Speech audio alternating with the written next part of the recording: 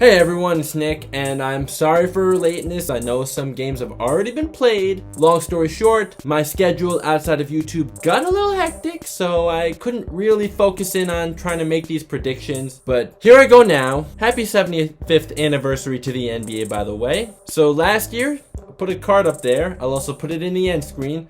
My predictions aged absolutely horrendously. I was so off. At least I got LaMelo Ball winning Rookie of the Year. But other than that, well, the Bucks making it to the finals. Only problem, I didn't stick with my original pick for that, so I can't really give myself full credit there. We'll see how I do this time around. My track record when it comes to sports in general is I'm not good at making predictions, but whatever, I'm gonna do it anyways. I hope I'm at least entertaining to you guys, even if my predictions age poorly once again. So if you do enjoy this video, if you want to consider leaving a like, that'd be much appreciated. It helps out more than you know. If you want to, please consider subscribing and hitting the notification bell so you don't miss any of my future uploads. That'd be much appreciated as well. Links to my social media are in the description. I'll follow you back. Let's get on with this. So, before I get into my predictions, it's about time the NBA is actually changing the rules about foul baiting. Shout out to Legend of Winning, as he is one of my inspirations for doing this. This was long overdue when you had guys putting their hands behind their back when guarding James Harden, as James Harden is one of the more notorious foul baiters in the NBA. Now let's get on with the awards first. So for the awards, first I'm going to go with Steph Curry winning the MVP. Yeah, I'm going to have Steph winning his third MVP. The Warriors are definitely going to be a lot better this year. They're going to be a team to look out for. Steph is definitely going to have a lot less pressure, and you know that team record is something that really does matter when it comes to the MVP. Russell Westbrook's an outlier.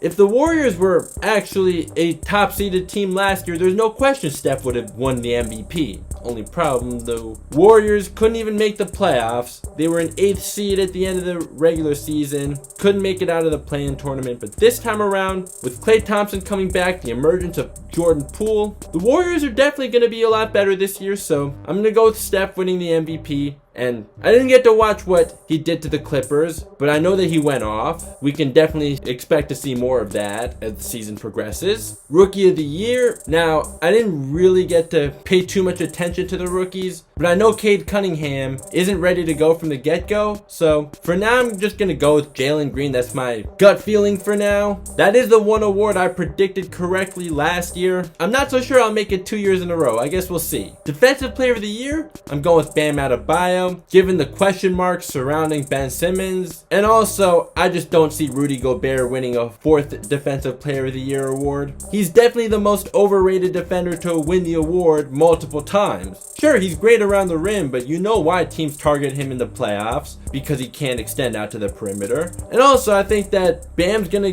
be better on both ends of the floor. He's gonna be paid attention to more. So I'm gonna go with Bam Adebayo for Defensive Player of the Year. Not to mention, the Miami Heat should be back in title contention now that they've had a proper offseason and made some additions. Most Improved Player, that's always a tough one to predict, although I actually predicted it correctly when I had Giannis winning in 2017. This year I'm going to go with Jordan Poole, even though yes, he's probably going to lose some opportunity when Klay Thompson comes back. Still, I do think that Jordan Poole can do something special this year, so yeah, I'm going to go with Jordan Poole for Most Improved Player. We've already seen some of his potential, so yeah, Jordan Poole. Now, 6th Man of the Year, I could definitely see Jordan Clarkson repeating. Yeah, I'm going to go with Jordan Clarkson repeating. Something only Lou Williams has ever done. That's right, Jamal Crawford never repeated as 6th Man of the Year. And Coach of the Year, he was my pick last year, but I'm going to try again with Eric Spoelstra. Now let's get on with the Western Conference standings and then the Eastern Conference standings. I'm not going to focus on the bottom feeders. I'm just going to focus on playoff seedings. So I got the Suns with the top seed. They have the chemistry now from last year. Sometimes a loss like that can be good for them. A loss like what they suffered in the finals. Then I got the Warriors with the 2nd seed. That's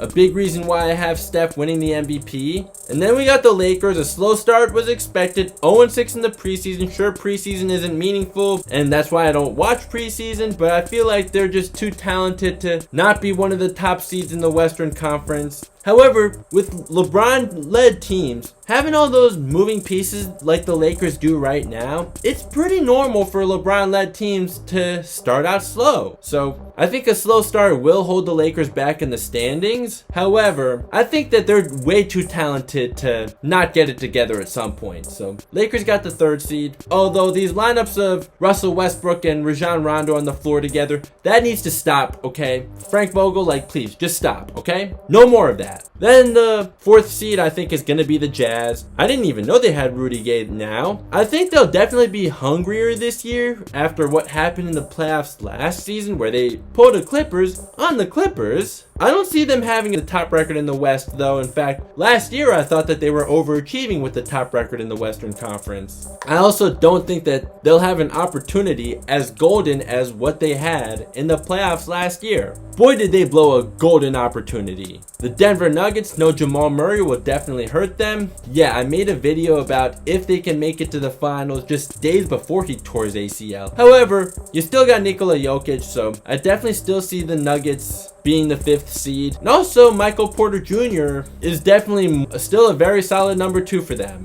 Next, I got the Clippers. If Kawhi was healthy, I'd definitely pick them to win the championship. Last time I did that, though, for the Clippers, they had perhaps the worst playoff meltdown in NBA history. I do think Paul George has overcome his mental barriers. Boy, was I wrong about Tyronn Lue. However, I just don't think that just Paul George is going to be enough to get them high up in the standings. Sure, they did pretty well without Kawhi in the playoffs last year, but I just don't think it's really sustainable. I could definitely see Terrence Mann breaking out, though. Or maybe not, I don't know. I was watching Dime Dropper just before recording this, and he's saying that Reggie Jackson needs to be the number 2 while Kawhi is out. So, alright, I think that the Clippers will still be a good team, but they're definitely not going to be in title contention. The Mavericks are going to be the 7th seed in my eyes. I wanted to give Jason Kidd a chance knowing how wrong I was about Tyronn Lue, but so far from what I've heard, not good at all. And I sure did not like him at all as a coach in Milwaukee. I thought he was arguably the worst coach in the league when he was with the Bucks. So bad that even Mike Budenholzer, while he wasn't making adjustments, looked like Phil Jackson compared to Jason Kidd because Jason Kidd was that bad. Well, actually, maybe Jason Kidd's not as bad as Jim Boylan, but Jason Kidd was definitely up there for the worst coaches in the NBA when he was with the Bucks. So far from what I hear, he's not looking any better for the Mavericks. Luka's still a beast, but with the new foul baiting rule, let's see how he can do this season. So far, not off to a great start, but hey, it's only one game. They were 4-0 in the preseason, but how about when it counts? It also looks like the Knicks trading Kristaps Porzingis, something that I wasn't happy about at the time. In case you're new here, the Knicks are my Eastern Conference team, but it's looking like a good thing that the Knicks actually did do that.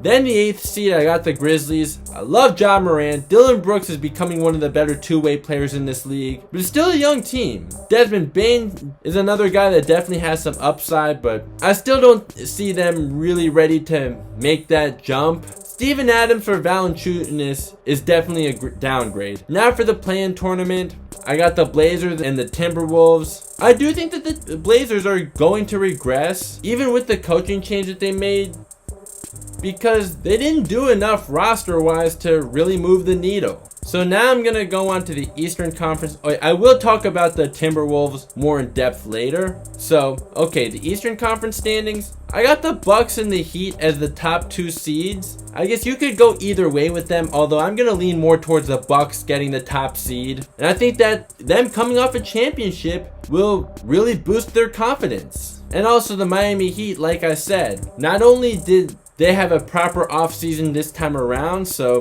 they likely won't have as many injuries. Also, it's probably unlikely that they have as many COVID problems again as well. I think that the Miami Heat could definitely make another run at the finals, especially with the additions of Kyle Lowry, PJ Tucker, and if Victor Oladipo can stay healthy. Then I got the Nets. If Kyrie gets vaccinated or New York drops the mandate, let's please not debate about that. Please, let's keep it about basketball, but unfortunately it has to be brought up because it is something that the Nets are dealing with. If Kyrie is able to play full-time, then the Nets could definitely get the top seed. But because he's a question mark, they're going to be the 3rd seed. Then I got the Hawks. The coaching change was all it took for them to really turn their season around and even make the conference finals. Definitely don't want to sleep on them this year. Then, I really wanted to go with the Knicks here, but I think I'm actually going to go with the Celtics as they had all those COVID and injury problems last year. I wouldn't even be surprised if the Celtics are better than where I have them. As much as Dennis Schroeder really rubbed me and many other Laker fans the wrong way by asking for a huge extension and then sucking in the playoffs, also being irresponsible off the court, and going into health and safety protocols twice last season, he'll definitely still give them a great defensive presence, and they already have Marcus Smart to do that if Marcus Smart is healthy. Dennis Schroeder is also somebody that can beat guys off the dribble. Also, don't forget, Jason Tatum was so much better towards the end. Just early on, he had COVID problems. Now the Knicks, yes, they did get better, and that was a great win against the Celtics. Well, they did get sloppy towards the end of regulation though, and they also did at times look like they were just chucking threes out of desperation. While the Knicks definitely got better with Kemba Walker and Evan Fournier joining the team, it's just that other teams in the East got better too. That's why I don't really see them making a jump in the standings. I hope I'm wrong though. I hope they really do make that jump, but I'm just not so sure about it because of how much better other teams in the East got. Then I got the Bulls. I wouldn't even be surprised if the Bulls are better than the Knicks. They got a great new core, but once again, just a tough Eastern Conference. It was really hard to place them. If the Bulls are a top 3 seed though,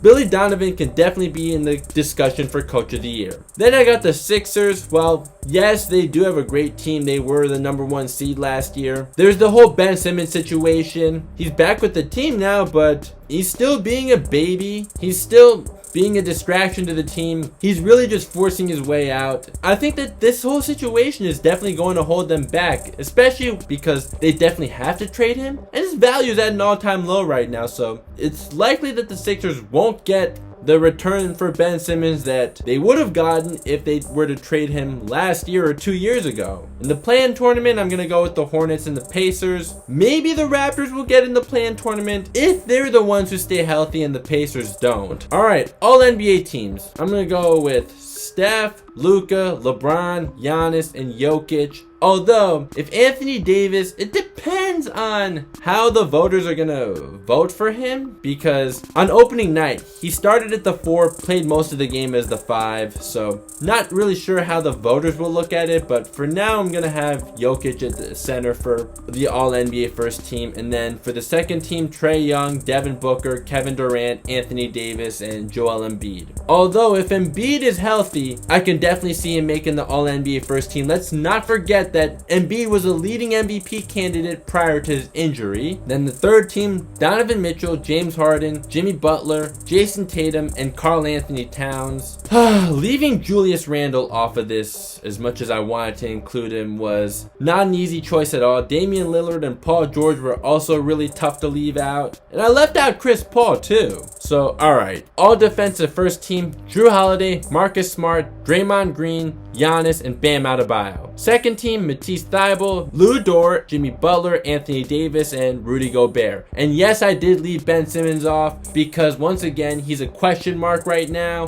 Yes, if he's actually fully committed, he is a Defensive Player of the Year candidate. We know. In fact, I thought he should have won Defensive Player of the Year last year. But as long as he keeps this up, then I would not be surprised at all if he doesn't even make an all-defensive team. In fact, that's going to be one of my bold predictions, which I'll get more into that later. So now, the all-rookie teams. So once again, you know that I'm an NBA guy, not a college basketball guy. Although even with the NBA, I haven't had my mind on it for such a long time. So that probably won't help these predictions age very well, but I'm just going to shoot my best shot. So, alright, all-rookie first team, Cade Cunningham, Jalen Green, Scotty Barnes, Jonathan Kuminga, and Evan Mobley. All-rookie second team, Jalen Suggs, Josh Giddey, Franz Wagner, I'm not sure which is correct. I apologize for that. Zaire Williams, and the center position, anyone's really high on, right? Outside of Evan Mobley,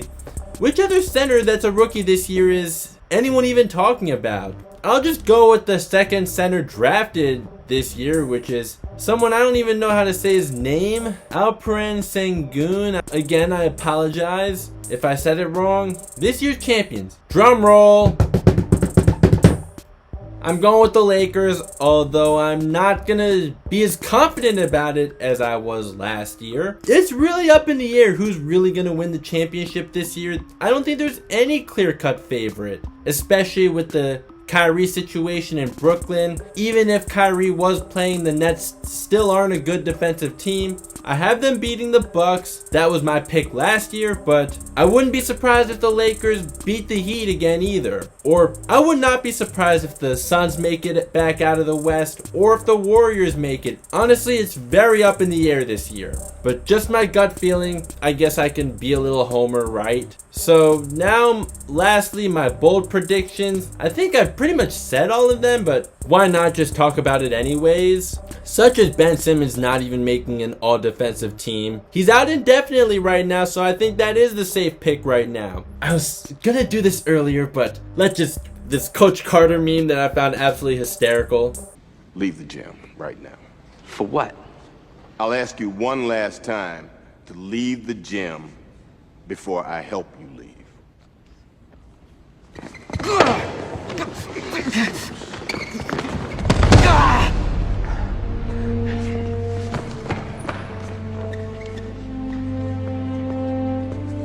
This ain't over! But okay, yes. And also, the Sixers being an 8th seed, that's bold, right? Well, they'll have to trade Ben Simmons, and Ben Simmons' value is at an all-time low. They're to blame too, though, for not handling the situation properly, even though, yes, Ben Simmons is being a big baby. Next, the Timberwolves being a play-in team. I think that you can say that's another bold prediction. Karl Anthony Towns went through a lot in the pandemic, and I definitely feel for him. Him, D'Lo, and Anthony Edwards actually playing several games together this time around, that should do wonders for the Timberwolves. That should be able to move them in the right direction. Not sure how far though, but I think at least for now they should be in play-in team. Is Michael Porter Jr. making an all-star game a bold prediction? If so, I'm definitely rolling with that. Jamal Murray's absence should definitely give him more opportunities. Not so sure about De'Aaron Fox though, as good as he is with guys like Steph, Luka, Booker, Chris Paul, Damian Lillard, Donovan Mitchell, still even Russell Westbrook. Don't count Russell Westbrook out yet just after one game. Yes, I didn't like the trade at first, but still gotta give him a chance. And even when I didn't like the trade, it wasn't because I thought Westbrook was washed up. It was more of a fit thing. But yeah, let's not go crazy over one game. One I didn't mention yet, I think that this will be it for Greg Popovich. I think he'll retire after the season. I think LaMelo Ball makes the All-Star game this year, even with the Eastern Conference being better this year, given the uncertainties with Kyrie Irving and Ben Simmons. Is the Blazers not making the playoffs bold? Well, at least Larry Nance Jr. will help their defense, but it still won't be enough to move the needle. The Blazers really didn't do enough at all this offseason. And it could be when Damian Lillard finally gets tired of the Blazers not properly building around him. I don't know, but I definitely do think that the Blazers this year will not make the playoffs. And how about the possibility of him being just second player in NBA history, the first being Bradley Beal, to lead the league in scoring, but also not even make an all-NBA team. I think that not making an all-NBA team is more likely out of the two. Well, Dame never has led the league in scoring, but he could definitely compete for that. I don't think that I'm going to say that's definitely going to happen. I just think that it's a possibility. Or how about DeAnthony Melton in the conversation for most improved player? Or Desmond Bane? They both looked great in their first game of the season. So that's going to wrap it up for my predictions. Once again, I apologize for lateness, but if you want to give me your predictions or tell me what you thought based on these first few games of the season, yeah, I'd be glad to discuss with you. Also, if you haven't yet, please consider liking the video. It helps out more than you know. Subscribe if you're new, hit the notification bell. Your support is much appreciated. If I get to 1,000 subscribers, not that far away, I'll definitely start doing some giveaways. So, all right, thank you so much for tuning in. Talk to you next time. Peace.